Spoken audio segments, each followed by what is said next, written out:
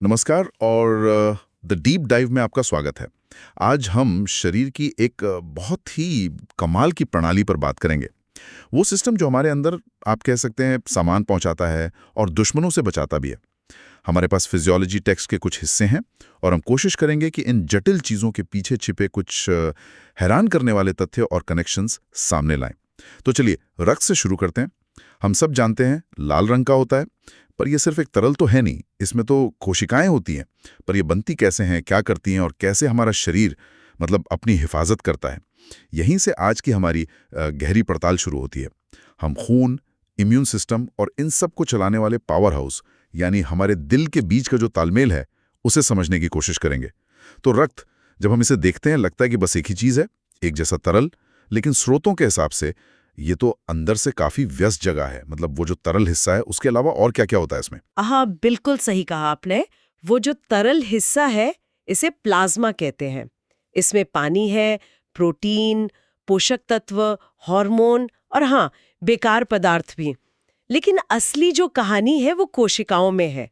जैसे लाल रक्त कोशिकाएं यानी आरबीसीज, ये ऑक्सीजन पहुंचाती हैं। अच्छा। फिर है श्वेत रक्त कोशिकाएं, WBCs, जी। ये समझ लीजिए हमारी फौज है, इन्फेक्शन से लड़ती हैं। और फिर प्लेटलेट्स है जो मरम्मत का काम करते हैं, मतलब चोट लगने पर खून बहने से रोकते हैं। और कमाल की बात यह है, जैसा कि स्रोत बताते हैं, कि ये सभी कोशिकाएं जो इतने अलग अलग काम कर रही हैं वो सब एक ही जगह से आती हैं। ये तो बहुत कुशल सिस्टम लगता है। हाँ, यही तो इसकी खूबी है। हमारी हड्डियों के अंदर जो वो स्पंजी सा टिश्यू होता है ना, हाँ। अस्थि मज्जा या बोन मैरो, हाँ, बोन मैरो, वो बिल्कुल एक फैक्ट्री की तरह है। वहीं पर स्टेम सेल्स होती हैं, मूल कोशिकाएं, जो फिर जरूरत के हिसाब से इन सब अलग अलग तरह की रक्त कोशिकाओं में बदल जाती हैं।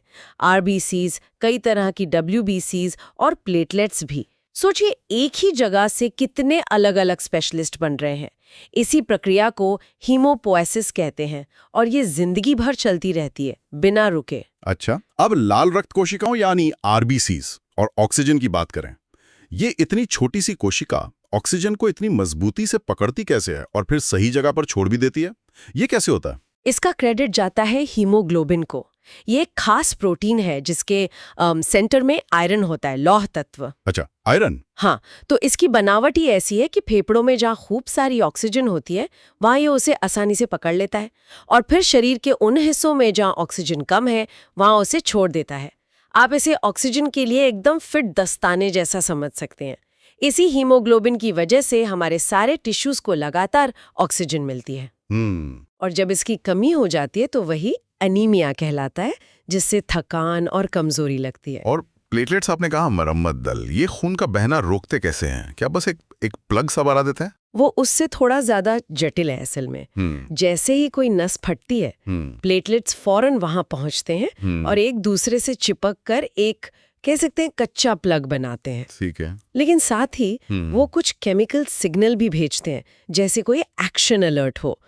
इससे प्लाज्मा में मौजूद कुछ खास प्रोटीन एक्टिवेट हो जाते हैं और एक पूरी चेन रिएक्शन शुरू होती है जिसे कोएगुलेशन कैस्केड कहते हैं। इस पूरी प्रक्रिया के आखिर में फाइब्रिन नाम का एक प्रोटीन बनता है जो एक जाल जैसा बुन देता है, जो उस प्लग को एकदम मजबूत और पक्का बना देता है और खून बहना पूरी तरह रुक जाता है। अच्छा। ये बहुत जरूरी प्रक्रिया है, जान बचाने वाली।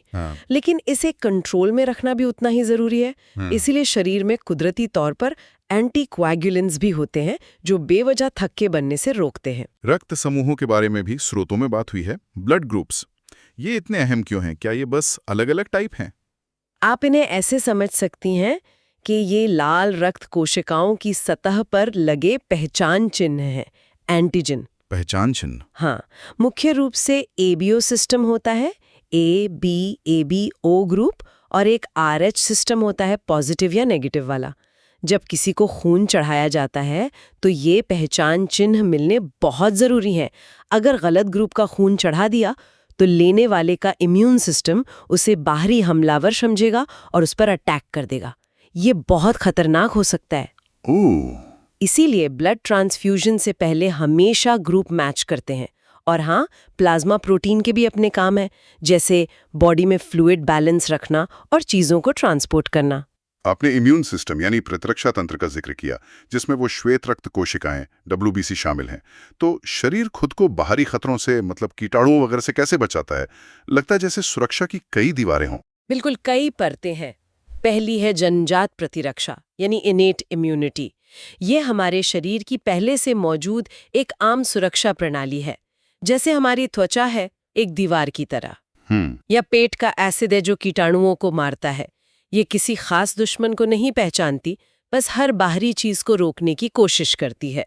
ये नॉन स्पेसिफिक है। लेकिन अगर कोई कीटाणु इस पहली दीवार को पार कर जाए तो तब क्या होता है? तब हमारी दूसरी और ज्यादा स्मार्ट प्रणाली काम आती है, अर्जित प्रतिरक्षा या एक्वायर्ड इम्यूनिटी। ये सिस्टम खास दुश्मनों को पहचानना सीखता है, उन्हें याद रखता है और फिर उनके खिलाफ बिल्कुल सटीक हथियार बनाता है। आप समझ सकती हैं कि ये हर कीटाणु के लिए एक खास वांटेड पोस्टर बना लेता है। ये कैसे करता है? स्रोतों में बी सेल्स और टी सेल्स का नाम आया है। हाँ, ये एक्वायर्ड इम्यूनिटी के दो मेन हथियार हैं। बी कोशिकाएं यानी बी सेल्स एंटीबॉडीज बनाती हैं। एंटीबॉडीज? जी, एंटीबॉडीज खास प्रोटीन होते हैं जो खून में घूमते हैं और कीटाणुओं जैसे वायरस या बैक्टीरिया को पकड़कर निष्क्रिय कर देते हैं, जैसे पुलिस हथकड़ी लगाती है। इसे ह्यूमोरल इम्यूनिटी कहते हैं।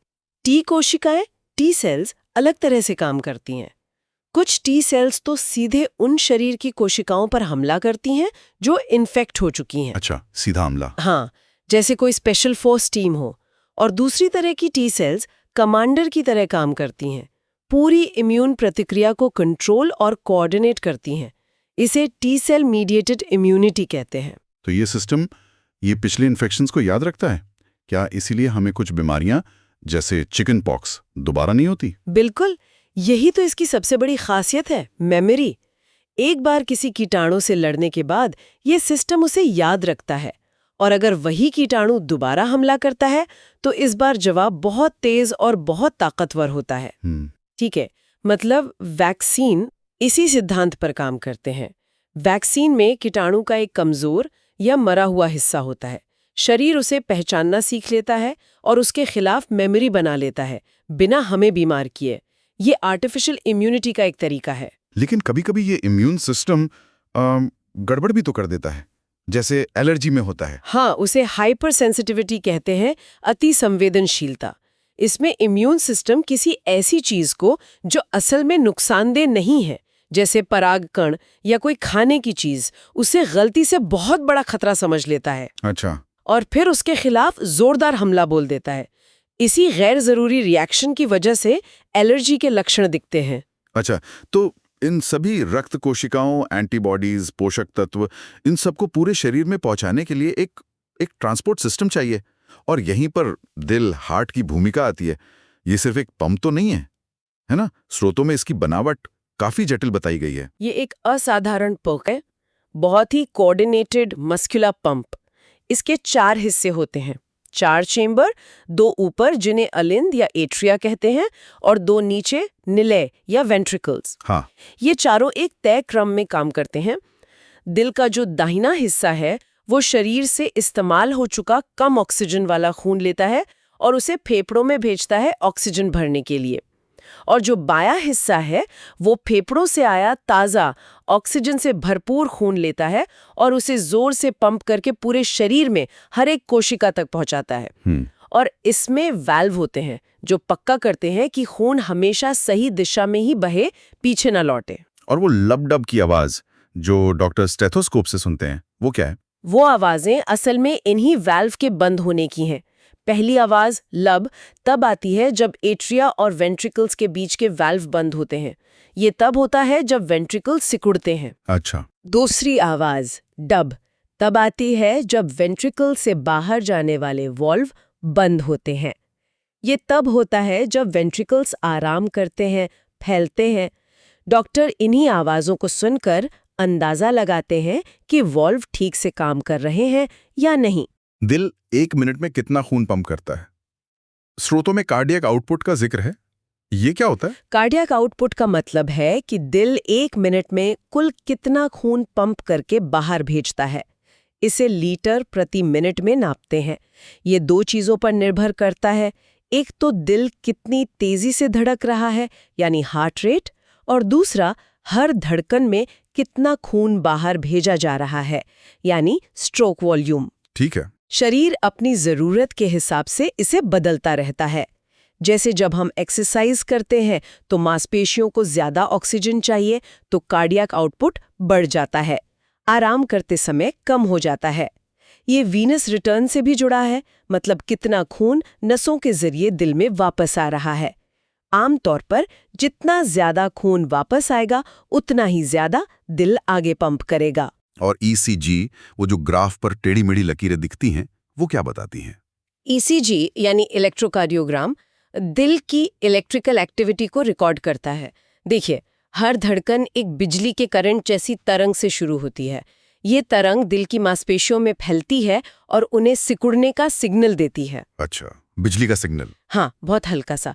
ईसीजी मशीन त्वचा पर लगाए गए इलेक्ट्रोड से इन्हीं सिग्नल्स को पकड़ लेती है और उन्हें एक ग्राफ पर दिखाती है।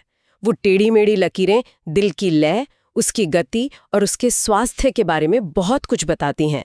एक तरह से ये दिल के अंदर क्या चल रहा है उसे सुनने जैसा है। हम अपनी नब्ज महसूस कर सकते हैं कलाई पर या गर्दन पर। इसका दिल की धड़कन से क्या लेना देना है? और हमारी धड़कन को कंट्रोल कौन करता है? तेज या धीमी कैसे होती है? नब्ज या जिसे आर्टीरियल पल्स कहते हैं, वो असल में वो प्रेशर वेव है, दबाव की लहर, जो हर बार दिल के धड़कने और खून को आर्टरीज मतलब धमनियों में धकेलने से पैदा होती है। आप धमनी के दीवार में जो वो हल्का सा फैलाव होता है ना, उसे महसूस करते हैं। हाँ। ये सीधे सीधे दिल की धड़कन की रफ्तार बताती है, और दिल की रफ्तार को हमारा ऑटोनॉमिक नर्वस सिस्टम कंट्रोल करता है। इसमें दो हिस्से हैं। सिंपैथेटिक सिस्टम इसे तेज करता है, जैसे जब हम डर जाते हैं या उत्साहित होते हैं, और पैरासिम्पैथेटिक सिस्टम इसे धीमा करता है जब हम आराम कर रहे होते हैं। कुछ हार्मोन भी इसे प्रभावित करते हैं।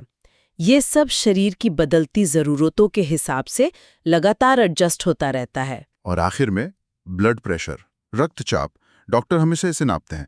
इसे कंट्रोल में रखना इतना जरूरी क्यों है? ब्लड प्रेशर वो दबाव है जो बहता हुआ खून धमनियों की दीवारों पर डालता है।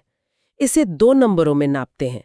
सिस्टोलिक यानी जब दिल सिकुड़ता है तब का प्रेशर, ये ऊपर वाला नंबर होता है। हाँ। और डायस्टोलिक जब दिल धड़कनों के बीच आराम करता है तब का प्रेशर, ये नीचे वाला नंबर होता है। अगर ब्लड प्रेशर लगातार हाई रहता है तो ये धमनियों को नुकसान पहुंचा सकता है, उन्हें सख्त बना सकता है।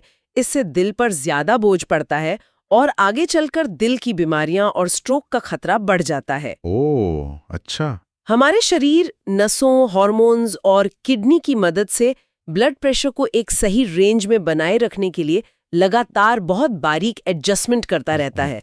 ये बहुत ही नाजुक संतुलन है। और ये सारा ऑक्सीजन और पोषण जो दिल पंप कर रहा है वो मांसपेशियों के लिए तो बहुत ही जरूरी है, खासकर उन कंकाल की मांसपेशियों के लिए जिनसे हम चलते फिरते हैं, काम करते हैं। बिल्कुल। स्केलेटल मसल यानी कंकाल की मांसपेशियां हमारी ऐच्छिक मांसपेशियां हैं, मतलब हम उन्हें अपनी मर्जी से हिलाते हैं। उन्हें लगातार ऑक्सीजन और फ्यूल यानी ग्लूकोज चाहिए जो खून से ही मिलता है। खासकर जब हम एक्टिव होते हैं, जैसे दौड़ते समय या वजन उठाते समय, उनकी ज़रूरत बहुत बढ़ जाती है। मांसपेशियों के सिकुड़ने की जो प्रक्रिया है, जिसमें वो एक्टिन और मायोसिन फिलामेंट एक दूसरे पर सरकते हैं, उसके लिए एनर्जी चाहिए, एटीपी, और ये एनर्जी ज़्यादातर ऑक्सीजन की मौजूदगी में ही बनती है। हृदय की मांसपेशी, कार्डियक मसल, तो अपने आप में खास है। वो बिना थके एक लय में सिकुड़ती रहती है और उसे खुद भी बहुत ज़्यादा खून की सप्लाई चाहिए होती है। और फिर है स्मूथ मसल्स, चिकनी मांसपेशियां, जो हमारे अंदरूनी अंगों और खून की नलियों में होती हैं। वो अपने आप काम करती हैं, अनैच्छिक रूप से, और ब्लड फ्लो जैसी चीज़ों को कंट्रोल करती हैं। ये सभी मांसपेशियां हमारे इसी ट्रांसपोर्ट सिस्टम पर निर्भर है। वाह, तो हमने देखा कि खून सिर्फ एक तरल चीज नहीं, बल्कि एक पूरा ट्रांसपोर्ट, रिपेयर और डिफेंस सिस्टम है। दिल उसे चलाने वाला एक कभी ना थकने वाला इंजन है जो लगातार शरीर की ज़रूरतों के हिसाब से खुद को एडजस्ट करता रहता है।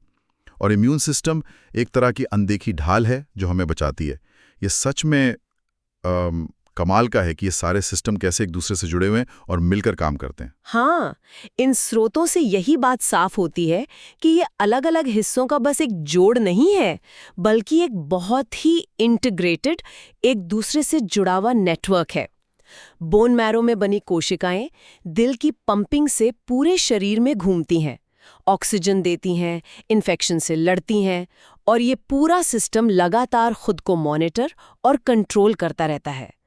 इस आपसी तालमेल को समझना ही असल में स्वास्थ्य को समझना है। आज की इस चर्चा के बाद हमारे श्रोताओं के लिए एक विचार छोड़ जाते हैं। जरा सोचिए, जब आप एकदम से बैठे-बैठे खड़े होते हैं तो आपके दिल की धड़कन, ब्लड प्रेशर और खून के बहाव में कितनी तेजी से बदलाव आते हैं, ताकि आपके दिमाग को खून मिलता रहे और आपको चक्कर ना आए। और ये सब बिना आपके एक पल भी सोचे हो जाता है। रोजमर्रा की और कौन सी ऐसी क्रियाएं हैं जिनमें शरीर का ये अद्भुत अंदरूनी तालमेल दिखाई देता है?